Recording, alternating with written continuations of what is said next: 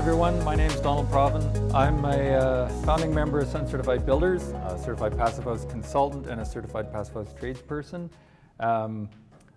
I like to say that the land we occupy and sustain ourselves with was taken from various indigenous peoples, and until we start the land back process, I don't really call it a land acknowledgement because as Laura said, it's only words and until actions. I'm going to talk about retrofits. We had some retrofit history in our founding membership, and we have kind of started down this path where we've chosen to do high performance retrofits. So Evan's father in the late 80s, he retrofitted a building that they lived in briefly. It was kind of the first deep retrofit that I had ever heard of when I heard about the process. I was just a teenager at the time, so it was interesting to me because I'd already been interested in buildings. The whole family was doing that. My grandfather was a carpenter. Randy was a carpenter as well. He used the Larson Truss, and he convinced my parents a few years later to retrofit the house that they had purchased. It was a 1919 built farmhouse out in rural Manitoba. So that's kind of where my experience with retrofits and high performance retrofits started. That's the house in the corner. That was in 1993. I was, 19, 18 at the time. I like to compare that to passive house. That was 1 year before the first passive house building was certified in Darmstadt. So they'd already done a whole bunch of legwork from Canada, actually, where some of it started, to talk about high performance and come up with a strategy and a set of methods that would achieve these very strict energy and performance targets. So yeah, that's some of our retrofits. So we use Passive House International, PHI, to guide our design and construction. PHI certifies projects, components, and people. So buildings, parts, and designer, planner, consultants, however you want to put it. It's an international performance-based construction standard, and EnerFit is the passive house retrofit standard. We haven't certified a building yet. We'd really like to. All the goals and performance metrics are verifiable, measurable, and they've got proven performance because they've got many buildings that have been certified. They perform as modeled over the course of many years. Passive House is evolving to meet the challenges presented by catastrophic climate change and the adaptation that's required for that. We try to use, Sun Certified tries to use the best available methods to drive our building process and our buildings. So there's 5 key passive house principles. They apply to retrofits. Basic building science, thermal insulation, windows and doors, high performance windows and doors, heat recovery, ventilation, better than 75% efficiency, air tightness. These are all things that if you're interested in high performance buildings, you've probably heard of, but if you're not familiar with it, these are all the key principles that go into a high performance building. So air tightness, there's a target attached to each of these principles. So for air tightness, passive house, it's 0.6 air changes at 50 pascals. That's our goal. Thermal bridge-free construction, that means that you're not losing heat and you're not damaging the building from thermal bridging and moisture accumulation in the building enclosure. I like to talk about embodied carbon. I would say 6 principles because that's kind of the next step or the next target that has to be achieved for our buildings to truly contribute to solving or giving us time to reach these energy targets by 2050. When we say 2050, that's not many years away.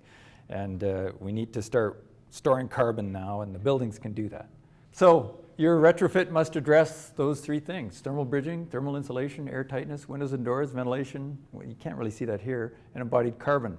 But retrofits present their unique challenges because the building's already there. You sometimes don't know what you're getting into. This particular slide kind of shows a whole raft of problems that come up with bad insulation, terrible ventilation, new windows that were installed, probably with grant money, we think, about 12 years prior to our starting this retrofit. and because of the installation, they were damaging the building. And they were really good windows too. I've got to move fast here, so I'm going to keep on moving. Our method is fairly simple. It's the Larson truss, it's cellulose, and it's a solid air vapor barrier strategy. And so the Larson truss has been around since the 80s, named after a guy from Alberta who came up with the idea to add it to old farmhouses. It's just a space for insulation. In this case, cellulose insulation.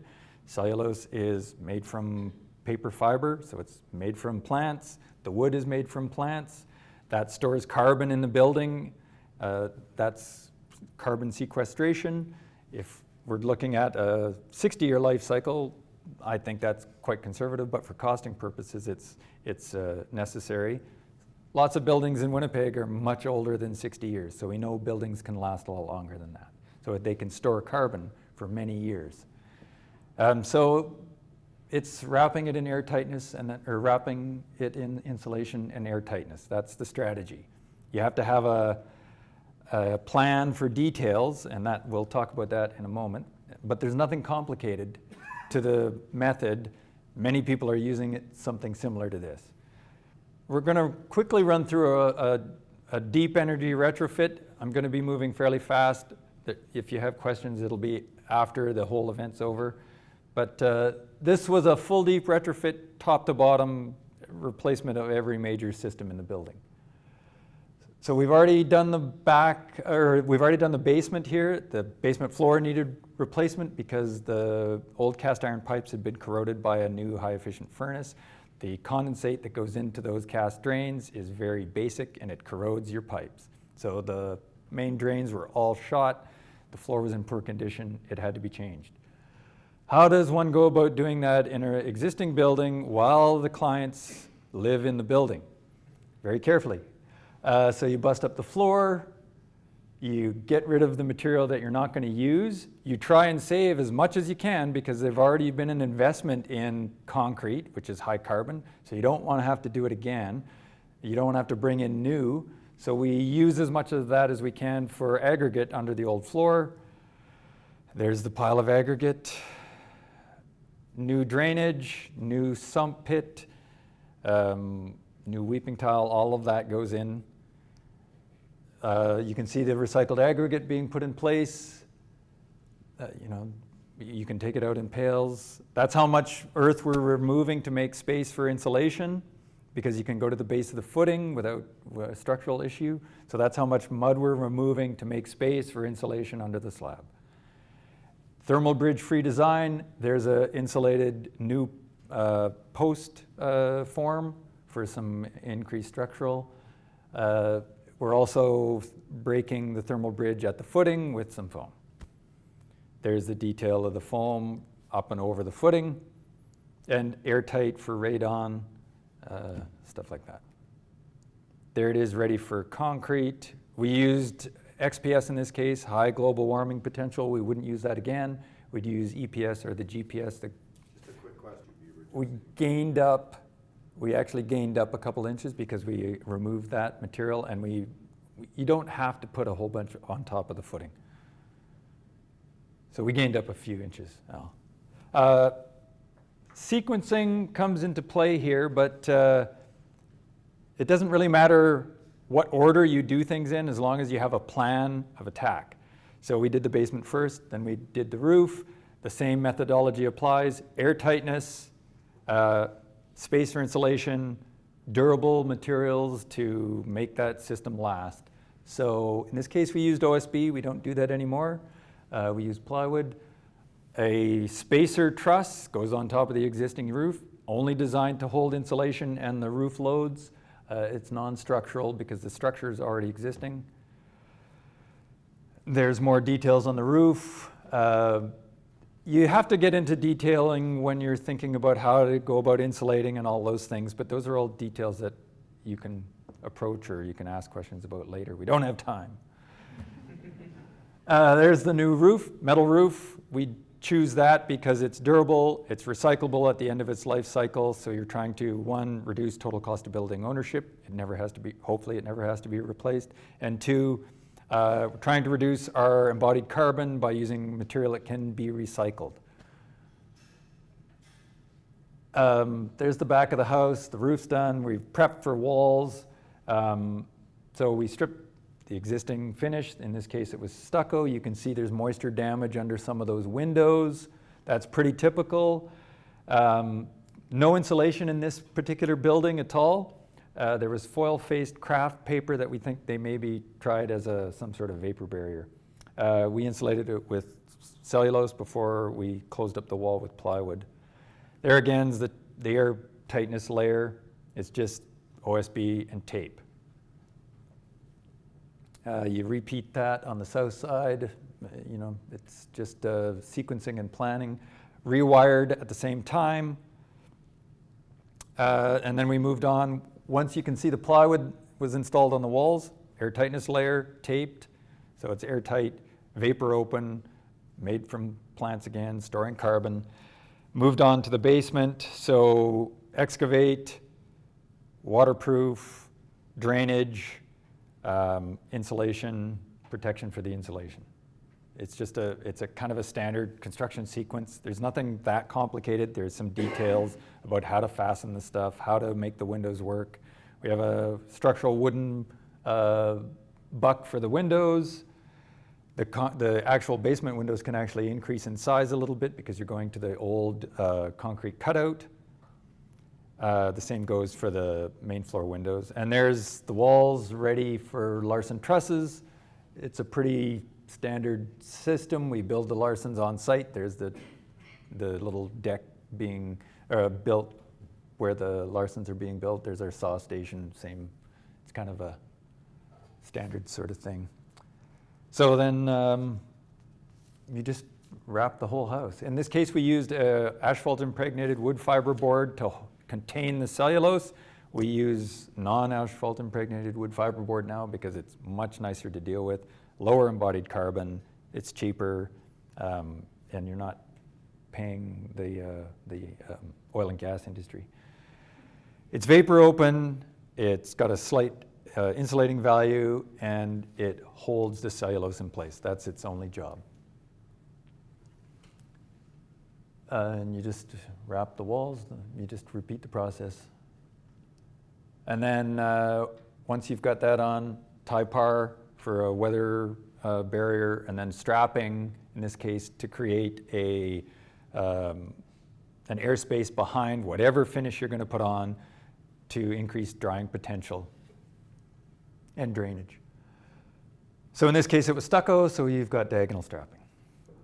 Just another passive house principle we'll run through. We kind of went through insulation, thermal insulation. We went through thermal bridges, windows and doors. If you're doing retrofits, you've got to come up with a good way, a thermal bridge-free way of mounting your windows. In this case, in the insulation, you're trying to increase the performance of the frame. The frame is the part of the window that always loses heat, even if it's in the sun. So we over-insulate on the exterior. These frames might look familiar to you if you've ever used Duxton's fiberglass frames. We have a sloped sill. We build that into the process because water runs downhill. You have to pay attention to the details again when you're doing these retrofits because you're trying to you're trying to decrease the total cost of building ownership for the client who's spending many dollars. So these are pictures of windows again. Any finish can be applied if you have the proper sequence or the proper setup. We do a steel trim on the bottom of the window, and you can do steel trim, you can do whatever you want, stucco, onward. Air tightness, the tape plywood method can achieve superior air tightness. That number is from a new build using the same method. This particular project had about 0.42 air changes. We didn't get it third-party certified, so I didn't put its number up there. With air tightness, you need ventilation, so you need high-quality heat recovery ventilators. These are all made in Canada ones. They're pretty good. The Zender from offshore is better. It has some features that are different, so there can be debate amongst people who practice this. You can solar preheat for low cost, low maintenance Jim spoke about heat pumps. We need cooling in our climate now because our summers are getting really hot. So you need to have some sort of cooling. Heat pumps make the most sense for our cold climate and for our cooling requirements. This is an air source heat pump, but geothermal is the other option, and it's probably a lower pressure option because of the system. And there's the project. You show it off with people. Duxton hosted this event.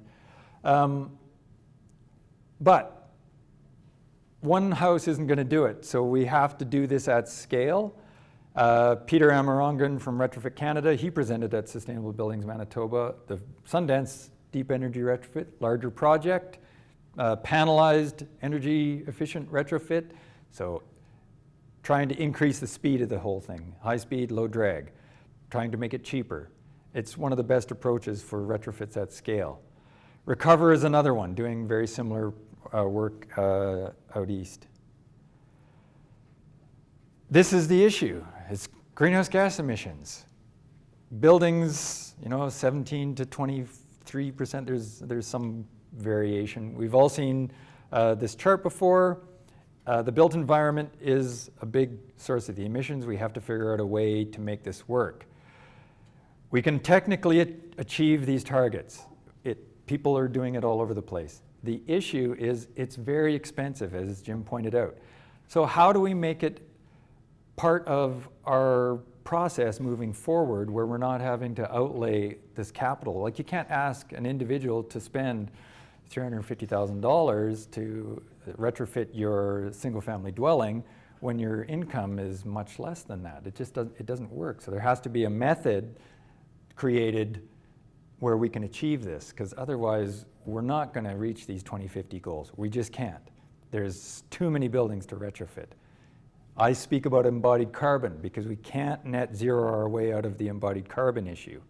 So net zero is where we want to go, but we have to talk about embodied carbon because that is the next step for buildings. That's, because it represents 90% of the emissions. So you can build a building that's high performance. It can still have a very high embodied carbon load. These are from Endeavour Center. Or you can build a building that has a very low embodied carbon load, but still embodied carbon. Or you can build a high performance natural build, and it's sequestering carbon. So it's possible. That's a high performance zero carbon building.